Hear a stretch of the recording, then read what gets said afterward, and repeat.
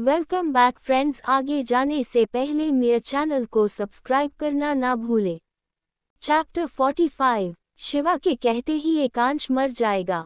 अनमोल वेद को देखते हुए बस वो एकांश के साथ ही एम्बुलेंस में अंदर जाने तो वेद अनमोल के हाथों को पकड़ उसे देखते हुए, दादी तुमसे मिलना चाहती है अनु। अनमोल को वेद की बातें सुनकर उसे कुछ भी समझ नहीं आया। वो इस सिचुएशन में क्या करे। उसने बस वेद से अपना हाथ छुड़ा लिया और एकांश के पास चली गई, जिसे एकांश अपनी अधखुली आंखों से देख मुस्कुराने लगा था। वेद के अंदर जैसे एक आग सी लग गई हो। वो वापस अपनी कार से वहां से निकल गया। वो बेहद ही गुस्से कार को ड्राइव कर रहा था। वेद को याद आने लगा कैसे अनमोल ने उससे अपना हाथ छुड़ा लिया। भला ये कैसे हो सकता है? वो क्या अब उसके लिए मायने नहीं रखता, या अनमोल ने वेद को पसंद करना छोड़ दिया है? ये सब सोचते हुए वेद अपनी कार को फुल स्पीड के साथ ही ड्राइव करना शुरू कर दिया था। अचानक से उसने अपनी कार रोक दिया और तुरंत ही अपने फ़ोन की कुछ टाइप करने लगा, जिसमें साफ था कि एकांश अपनी अकीरा के साथ रिलेशनशिप को दुनिया के सामने लाकर उसे एंगेजमेंट करना चाहता है। उससे कहीं ज़्यादा इन दोनों के साथ की बहुत सारी पिक्चर्स भी उसने इंटरनेट पर अपलोड करके अपने सर को वही स्टीयरिंग से लगा दिया और कहने लगा, ऐसे कैसे जाने दूंगा कभी नहीं। अब ये जानने के बाद, मेरी एक गलती के बाद तुम मेरी जीने की वजह बन गई हो अनु। मैं नहीं जानता मैंने वो कैसे किया, पर अब हालत और वक्त दोनों मेरे लिए होगे, जिसमें तुम्हें पाने के साथ मुझे सब पाना है। दूसरी तरफ पूरे हॉस्पिटल में भागम भाग मची हुई। एकांश को इमरजेंसी वार्ड से विप वार्ड में शिफ्ट कर दिया गया।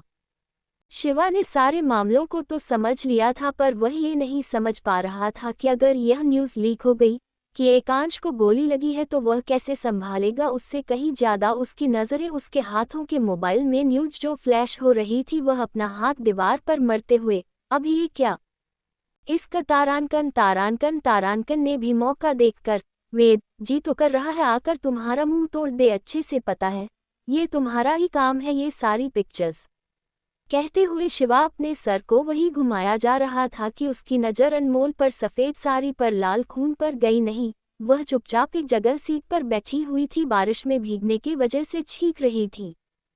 शिवा गुस्से से जाकर, सुनो खून भरी मांग, मेरे ख्याल से तुमको अपना ड्रेस और ई गेटअप चेंज कर लेना चाहिए। ये सुनकर अनमोल मासूमियत से, मिसेस जिमी जी यह हॉस्पिटल है, कोई चेंजिंग रूम नहीं, और आपने हमें खून भरी मांग क्यों कहा? शिवा अनमोल के आगे जाकर, वो इसलिए कि अपना ये हुलिया देखो और सोचो आज तुमने क्या किया, किससे दुश्मनी कर रखी है। वो जोकर ने तुम पर गोली क्यों चलाई? क्या रिश्ता है तुम्हारा उसके साथ? कैसे जानती हो तुम? एकांश को तुम्हारी वजह से गोली लग गई और इस सिचुएशन में भी तुम उसे छोड़ के जाना चाहती थी।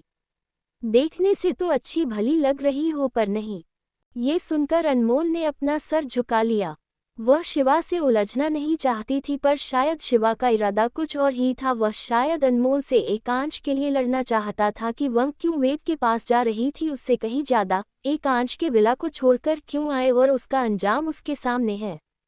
तभी अनमोल शिवा को देखते हुए, आप प्लीज़ हमें कोसना बंद कीजिए। कैसा लगेगा जब आपको कोई लड़की छुए जिन लड़कियों को छूना आपको पसंद नहीं? ये सुनते ही शिवा के सामने ताशा का चेहरा याद आने लगा। वो 2 कदम पीछे हट गया और कहने लगा, बकवास बंद करो, तुम अंडस्को अपनी तैयार हो जो डबल ड्यूटी करने के लिए देख लिया था ना एकांश का असिस्टेंट बनकर, अब तो तुम्हारी वजह से गोली भी लग गई। ये सुनते ही अनमोल को याद आया कि कैसे उस जोकर ने अनमोल पर हमला किया। ये याद आते ही अनमोल के माथे पर पसीना आने लगा कि तभी वह मिस्टर तेज भागते हुए आ गए और शिवा से, शिवा स्टार कैसा है? वह ठीक तो है ना? अकीरा परेशान हो रही है उसके लिए, क्या वह सच में उसने अपने और अकीरा के रिश्ते को ऑफिशियल अनाउंस किया है? गोली कैसे लगी उसे? इतनी बड़ी गलती कैसे हो सकती है? जिम्मी तुमने उसका ख्याल नहीं रखा। ये सुनकर शिवा अपनी कमर पर हाथ रखते हुए मिस्टर तेज को देखने लगा।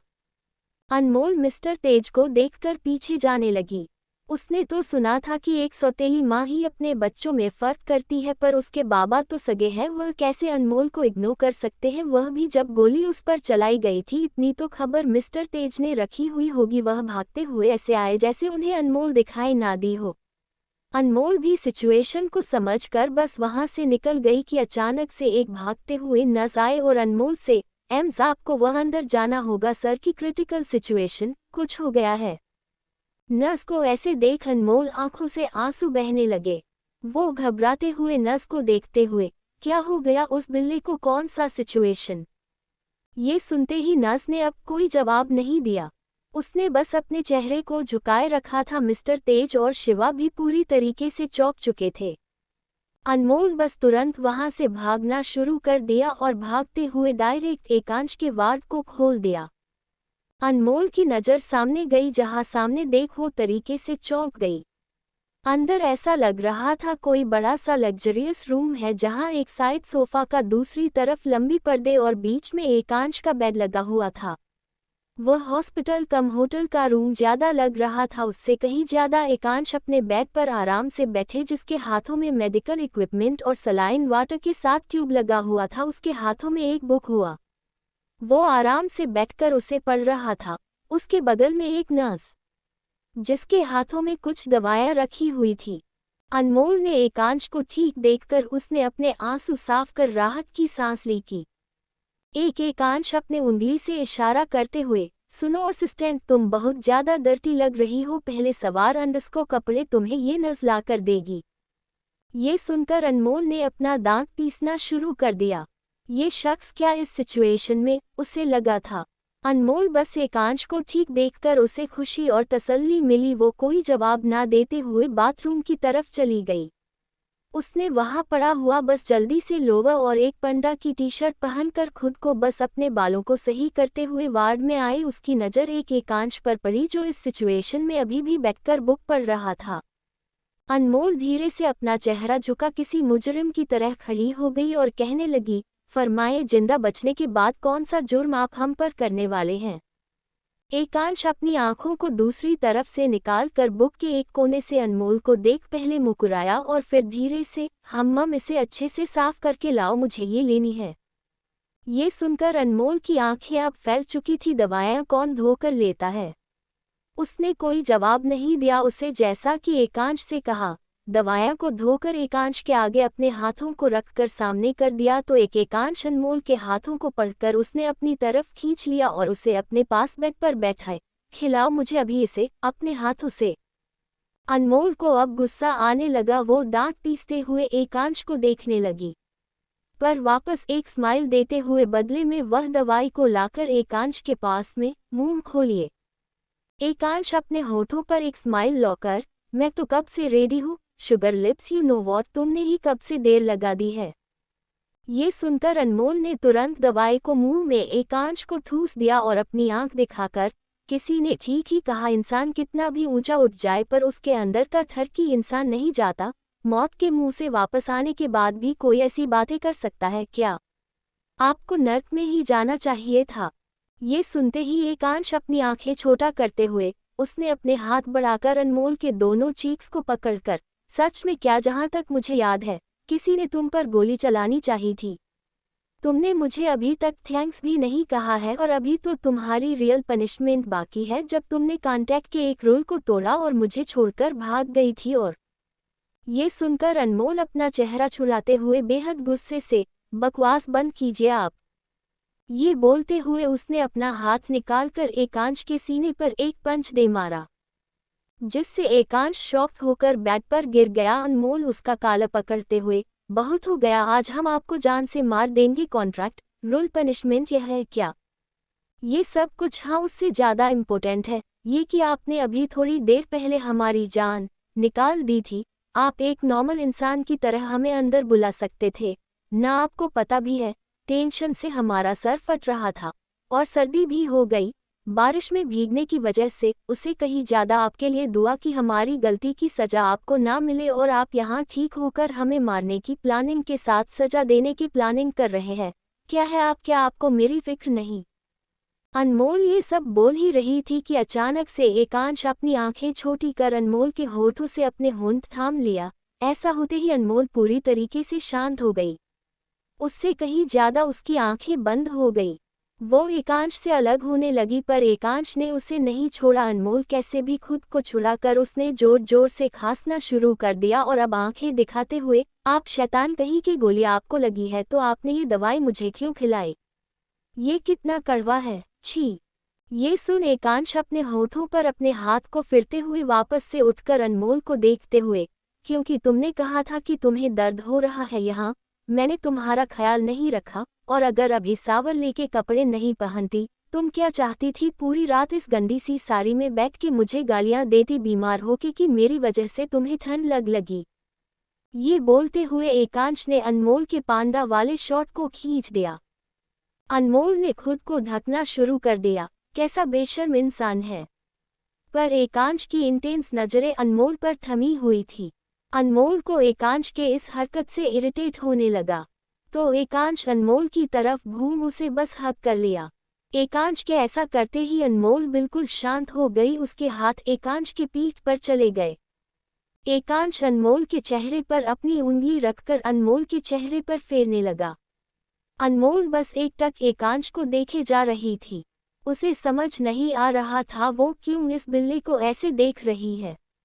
एकांश भी अनमोल के आंसू साफ करने लगा तो अनमोल ने अपनी नजरें इधर उधर फेरना शुरू कर दिया। तभी एकांश ने कहना शुरू किया, वो आए भी तो एक नज़र देखा नहीं।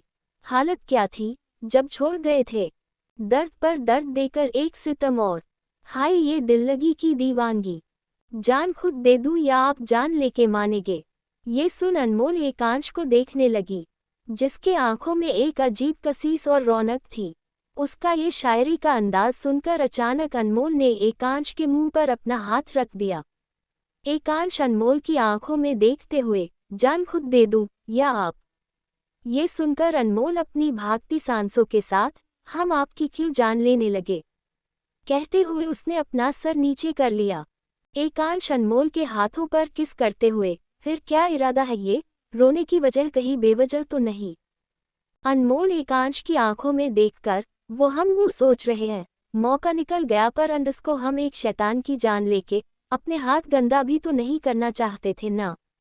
ये कहते हुए अनमोल स्माइल करने लगी। पर ये सुन एकांश के चेहरे पर सख्ती आ गई। वो बस अचानक से ही उसने अनमोल को छोड़ दिया। अनमोल बेड से नीचे जा गिरी। एकांश मुंह बनाए ब्लैंकेट उठाया और बिना अनमोल को देखे ही वही लेट गया और जोर से गुस्से के साथ गुड नाइट कह अच्छे से खुद को कवर कर लिया। ये देख अनमोल का चेहरा छोटा पड़ गया। मिलते हैं नेक्स्ट चैप्टर में। चैप्टर 46। अब आगे। एकांश अनमोल के दूसरे तरफ घूमकर अपना मुंह ढककर ब्लैंकेट से गुड नाइट बोलकर सो गया था। वही अनमोल जमीन पर गिरी हुई उसकी आंखें फैल गई और चेहरा भी छोटा पड़ गया था। वह समझ नहीं पा रही थी वह क्या करे। क्या एकांश उससे नाराज हो गया? पर यह कैसे हो सकता है? यही सोचते हुए अनमोल तुरंत ही सोफे पर जाकर लेट गई। उसकी पूरी बॉडी में पेन हो रहा था, पर अब उसे नींद आने लगी थी। शायद वजह एकांश का उसे दवाई का खिला देना था। वह वही सोफे पर लेटकर एकांश को देखने लगी। अनमोल के दिमाग में इस वक्त बहुत सारी बातें एक साथ चल रही थी कि अचानक से लाइट बंद हो गई। डरकर अनमोल सोफे से उठकर हो तुरंत एकांश के बगल में जाकर बैठ गई। अनमोल को डर लगने लगा था, उसे अंधेरे से डर जो लगता था, पर एकांश दूसरी तरफ खुद पर ब्लैंकेट अच्छे से कवर करके सो रहा था। पर अनमोल जानती थी उसे नींद कहाँ आई होगी। वह बस धीरे धीरे वही उसके बगल में ही लेट गई और एकांश के चेहरे को निहारने लगी, जिसने खुद को ब्लैंकेट से अच्छी तरीके से कवर कर रखा था। अनमोल ने अपना हाथ बढ़ाकर धीरे से ब्लैंकेट को खींच दिया। उसकी नज़र एक एकांश पर पड़ी जिसे अपनी आंखों को बंद कर रखा था। उसके बाल उसके चेहरे पर बिखरे पड़े थे। अनमोल बिना अपने पलकों को झपका ही एकांश को देख रही थी कि ऊपर वाले ने काफी फुर्सत में एकांश के हर एक नैन और नक्श को बनाया था। शायद यही तो पागलपन था, लड़कियों का उसकी तरफ अट्रैक्ट हो जाना। तभी एकांश ने अपनी आंखों को खोल दिया। ऐसा होते ही अनमोल ने तुरंत ही अपनी आंखों को बंद कर लिया, पर जबरदस्ती आंखें बंद करने की वजह से उसकी आंखें घूम रही थी, जिसे देख कोई भी समझ पाएगा कि अनमोल ने जबरदस्ती ही अपनी आंखों को बंद किया हुआ था। कि एकांश एक स्माइल करते हुए उसने ब्लैंकेट से अपने चेहरे को ढक लिया। अनमोल अपनी आंखें खोल, उसका चेहरा फिर से छोटा पड़ गया। वह समझ नहीं पा रही थी वह क्या करे। उसने बस एकांश के हाथों पर अपने हाथों को रखकर अपनी आंखों को बंद कर लिया। ऐसा होते ही एकांश ने झटके के साथ ही अनमोल को खींचा और एक अनमोल एकांश के सीने से जान लगी। अनमोल के चेहरे पर एक लंबी सुकून भरी स्माइल आ गई। उसने एकांश की बाहों में जाते ही अपनी आंखों को बंद कर लिया। थोड़ी देर में ही अनमोल की आंख लग गई कि अचानक से उसके ऊपर एक ब्लैंकेट महसूस हुआ। अनमोल के चेहरे पर और एक लंबी स्माइल आ गई। अनमोल को अच्छे से कवर करके एकांश बाथरूम में चला गया। वह अपने हाथों से आईने को साफ करते हुए खुद को ही आईने में देखने लगा था। एकांश के चेहरे पर कोई भाव नहीं था, पर आंखें पूरी तरीके से लाल हुई थी। तभी फिर हॉस्पिटल के लाइट अपने आप ही अप डाउन होने लगे थे, जिसे देख एकांश की आंखें छोटी हो गई। उसने वहां पड़ा बाथरूम में ही पाइप को खींचकर निकाल लिया और कमरे में आते ही उसने जोरदार उसे खींचकर अनमोल में खड़े किसी शख्स को सर दे मारा, जिसके हाथों में एक धारदार चाकू था। ऐसा होते ही वह शख्स वहीं जमीन पर गिर पड़ा और खुद को संभालते हुए दरवाजे की तरफ भागने लगा। एकांश की नज़र अनमोल पर पड़ी, जो आवाज आने की वजह से हिलने लगी थी। तो एकांश ने वहां पड़ा हुआ एक रुमाल उठाकर उस कोई लिक्विड दवाई डालकर उसने अनमोल के चेहरे से लगा दिया और बाहर की तरफ आया, जहां वह शख्स जिसने खुद को ढक रखा था लड़खड़ाते हुए जा रहा था। एकांश अपने हाथों की पाइप को लेकर शख्स की तरफ जाने लगा। वह शख्स डर से उस शख्स को देखते हुए बस कैसे भी अपनी जान बचाने के लिए वहां से निकल गया। वहां भागते हुए शिवा आया, जिसकी नज़र एक एकांश पर पड़ी। एकांश शिवा को देखते ही उसने अपना हाथ आगे कर दिया। शिवा अपने हाथों में एक गोली एकांश के हाथों में रखते हुए, जर्मन गन की बुलेट है, एक बार फायर करने से 2 गोलियां निकलती है, एक तो तुम्हें लगी दूसरी वही पेड़ में, ये कैसे हो सकता है स्टार। एकांश उस गोली को देखते हुए बिल्कुल शौक के साथ स्माइल करने लगा और कहने लगा, यह मुमकिन भी है, जरा मुझे पता तो चले किसने मेरी मॉम की गन मेरे केबिन से निकल लिया, वो मेरी सुगर लुक्स को मारने के लिए। कहते हुए एकांश की नज़र सामने गई, जहां मिस्टर रघुवंशी खड़े हुए थे। एकांश वेद के डैड को देखते ही एकांश चेहरा गुस्से से भर आया। वह वापस अपने मुंह पर हाथ रखते हुए कमरे में आकर अनमोल के बगल में लेट गया, जो अब सो नहीं रही, बेहोश हो चुकी थी। सुबह के 12 बज रहे हैं। वेद अपने डाइनिंग टेबल पर आराम से ब्रेकफास्ट को एंजॉय कर रहा था। वही बगल में जिया बैठी हुई थी, जिसका सर भारी हो रहा था, जैसे कि वो पूरी रात किसी क्लब से वापस लौट के आए हो। वह बस कैसे भी अपनी इस बात को छुपाए जा रही थी कि अचानक से वहां वेद के डैड आ गए, जिनकी नज़र वेद पर पड़ी, जो आज उनकी जगह बैठा हुआ था। ये देखकर उनकी आंखें छोटी हो गई। वेद अपने डैड को देखकर, गुड मॉर्निंग डैड, क्या बता सकते हैं कल रात आप हॉस्पिटल क्यों गए थे। ये सुनते ही वेद के डैड बेहद गुस्से के साथ वही चेयर पर बैठने लगे। जिया अपनी मॉम को देखने लगी थी कि अचानक से वेद को क्या हो गया। पहले तो वह उनकी जगह बैठ गया और अब वेद के डैड वेद के प्लेट में एक ब्रेड डालते हुए, इतने बड़े नहीं हो गए कि तुम अंडस को मुझसे सवाल करोगे। वेद, मैं वहां एकांश को देखने गया था, मैंने सुना उसे गोली लगी है। ये सुनकर वेद अपना सर हिलाते हुए, बिल्कुल सही सुना, वह जिंदा भी बच गया है, अब वह बिल्कुल ठीक है। डैड, देखकर लग रहा आप भी बिल्कुल ठीक है। दादी से कल रात मिला था, वह भी ठीक है।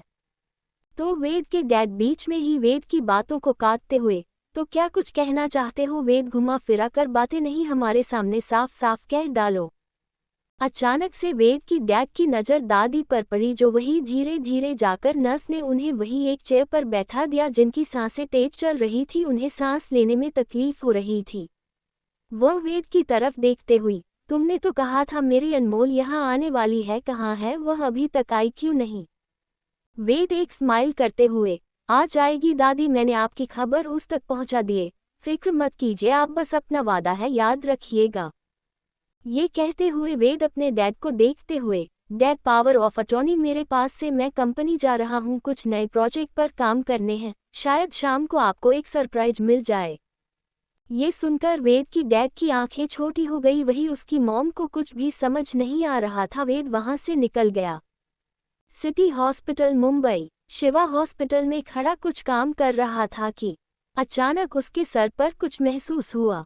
शिवा वही लड़खड़ा गया। वह एक दर्द के साथ ही अपने सर पर हाथ रख के पीछे घूम अपनी उंगली दिखाते हुए, तुम यू इडियट। ताशा अपने हाथ में डंडे को पकड़े हुए थी, जो पूरी तरीके से ऐसा लग रहा गटर से निकलकर बाहर आए हो गई है। अस्पताल के नर्स और सब कोई चौंक सा गया था कि यह पागल लड़की कौन है जिसने डायरेक्टर शिवा पर डंडे मार दिया। शिवा को कौन नहीं जानता था। वही शिवा खुद को संभाल रहा था, उसके सर से खून लगा हुआ था। ताशा ने हाथ के डंडे को ठीक करते हुए कहा, लगा तुमको हमको उठाकर डस्टबिन में डाल दोगे तो हम तुमको नहीं पहचान पाएंगे। पूरे 2 दिन तक वहां पर बेहोश पड़े रहे। अरे तुम्हारे अंदर इंसानियत है भी या नहीं? नाम स्टार है, काम भी तो आसमान में लटके सितारे जैसे ऊंचाइयों वाले करनी चाहिए थे ना, पर नहीं बेटा, गलत जगह भीड़ गए तुम तो। कहते हुए उसने दूसरा ठंडा शिवा के पैरों पर दे मारा। शिवा दर्द से लड़खड़ा गया था, पर वह समझ नहीं पा रहा था ताशा को कैसे रोके, कैसे, क्योंकि ताशा पूरी तरीके से गटर के पानी में डूबी हुई थी कि उससे कहीं ज्यादा वो लड़की को हाथ भी नहीं लगता था। अचानक से शिवा अपनी लड़खड़ाती जवान के साथ, यू इडियट, मैं कोई एकांश नहीं हूँ। क्या लगता है इतना बड़ा सुपरस्टार तुम्हें हॉस्पिटल में मिल जाएगा? कोई इसे पागलखाना ले जाओ। ताशा ये सुनकर वापस ठंडा शिव की तरफ घूमते हुए, तो कौन हो? ना शक्ल देखने लायक, नकल किसी काम की। अरे तुम तो हमारे गांव की उन पैक करती हुई मुर्गियों की तरह हो जो बस बोलते हुए। उसने डंडा बस शिवा के सर पर मारना ही था कि अचानक से ताशा के डंडे को रोहित ने आकर पकड़ लिया। ये देखकर शिवा की सांस में सांस आई। रोहित ताशा को इस तरह देख, अबे बेवकूफ, क्या हालत बना रखी है, कहाँ गई थी तुम? ये सुनकर ताशा एक स्माइल करते हुए, बॉस आप आ गए। इसने मेरे साथ बदतमीजी की, इसने मुझे उठाकर डस्टबिन में डलवा दिया था, अभी के अभी इस अरेस्ट करो। वही शिवा के सर से खून आने लगा था, वह अचानक से वही जमीन पर गिर गया। ताशा उसके पास जाकर उसके चेहरे पर अपना हाथ घुमाते हुए, अरे बॉस ये तो सो गया, मैं तो इसे कोई नींद की दवाई भी नहीं खिलाई, अभी तो मुझे इसे और मारना था। बोलते हुए ताशा ने अपने हाथों को 5 बनाकर शिवा के चेहरे पर मारना चाहा तो शिवा अपनी अधखुली आंखों से उसने ताशा के हाथों को पकड़ लिया और जोर से चीखते हुए, प्लीज हेल्प मी, ये लड़की मुझे मार देगी। ये सुनकर ताशा अपनी आंखें खोल घुमाते हुए, लड़की नहीं खूबसूरत लड़की बोल। शिवा अपनी आंखों को झपकाना शुरू कर दिया। उसे समझ नहीं आ रहा था वह अपने इस मुसीबत से बचने का कौन सा हवन करे जो डस्टबिन से निकालकर डायरेक्ट उसके सर पर आ गिरा। उसे अब अपने फैसले पर गुस्सा आ रहा था, उससे कहीं ज्यादा इस बात का कि उसके बॉडीगार्ड्स भी किसी काम की ना निकले। देखते देखते शिवा की आंखें पूरी तरीके से बंद हो गई। वीआईपी वार्ड में अचानक से अनमोल को कुछ महसूस हुआ तो वो अचानक से उठकर बेड पर बैठ गई। उसकी नज़र एक नर्स पर गई जिसने अभी अभी अनमोल को एक इंजेक्शन लगाया था। अनमोल तुरंत ही चीखते हुए बेड में पीछे जाने लगे और अपनी नज़रों को पूरे कमरे में घूमते हुए, मिस्टर बिरला कहाँ गए? हम यहाँ अकेले फंस गए, 1 बज गए, फिर से रात होने वाली है, ऐसे कैसे? ये देखकर नर्स स्माइल करते हुए, वो तो कब के चले गए, करीबन 8 बजे ही, कहाँ गए अब हमें नहीं पता। अनमोल बस चारों तरफ रूम में देखने लगी थी। उसकी नज़र एक शर्ट पर गई जिसमें ब्लड लगा हुआ था, शायद एकांश का था जो उसने कल रात ही पहना हुआ था। ये याद आते ही अनमोल की आंखें फैल गई। वो तुरंत अस्पताल से बाहर निकल गई। अनमोल के पास अब फोन भी नहीं था कि वह पूछ सके कि एकांश गया कहाँ है। उसे तो कहीं शिवा भी नजर नहीं आ रहा था कि अनमोल बस कैसे भी करके अस्पताल से बाहर जाना चाहती थी कि अचानक उसकी नज़र सामने पड़ी। सामने खड़ी अनमोल अपनी जगह ही पूरी तरीके से जम गई। सामने और कोई नहीं, अकीरा खड़ी हुई थी जो अब पहले से बेहतर लग रही थी। उसके पूरे सर में ड्रेसिंग हुआ था, हाथों में एक सटीक, आंखें पूरी तरीके से अनमोल पर। वह धीरे धीरे वॉक करते हुए अनमोल के पास आकर एक स्माइल करने लगी जिससे अनमोल को कुछ भी समझ में नहीं आया। इससे पहले वह कुछ समझ पाती थी। अकीरा ने अपने हाथों में लिए हुए स्वीट्स को डायरेक्ट अनमोल के मुंह में डाल दिया और एक स्माइल करते हुए, अभी तक तो तुमने न्यूज़ सुन ली होगी ना, तो आ रही हो आज? अनमोल ना समझी में अकीरा को देखने लगी तो अकीरा अपने हाथों का कार्ड अनमोल के सामने करते हुए, आज मेरे और स्टार की एंगेजमेंट पार्टी है, उसने तुम्हें इनवाइट नहीं किया। आखिर सबसे ज्यादा इस पार्टी में तुम्हारी ही तो जरूरत पड़ने वाली है। असिस्टेंट।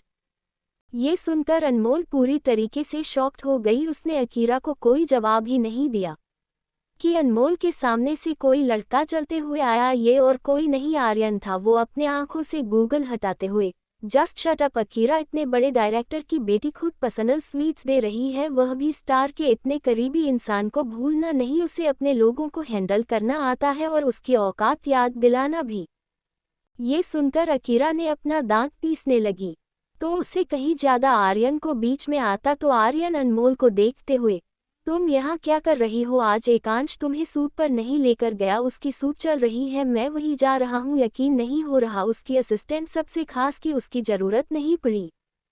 ये सुनकर अकीरा उनको देखने लगी थी। आर्यन वहां से जाने लगा। वही अकीरा अनमोल से कुछ कहने को हुई तो अनमोल भागते हुए आर्यन के पीछे जाने लगी ताकि वह अकीरा से बच सके। आर्यन अपनी कार के पास आकर, तुम्हें लिफ्ट चाहिए? अनमोल ना में अपना चेहरा हिलाते हुए, थैंक्स हमें ये बताने के लिए कि वो कहाँ है, हम वहाँ चले जाएंगे। ये बोलते हुए अनमोल अपना हाथ टैक्सी को लेने के लिए बाहर किया तो आर्यन अपने हाथों को मुठिया बना लिया। वह तुरंत एक स्माइल लाकर, तुम चलो ना, मैं तुम्हें छोड़ दूंगा, आखिर हम दोनों की मंजिल एक ही तो है।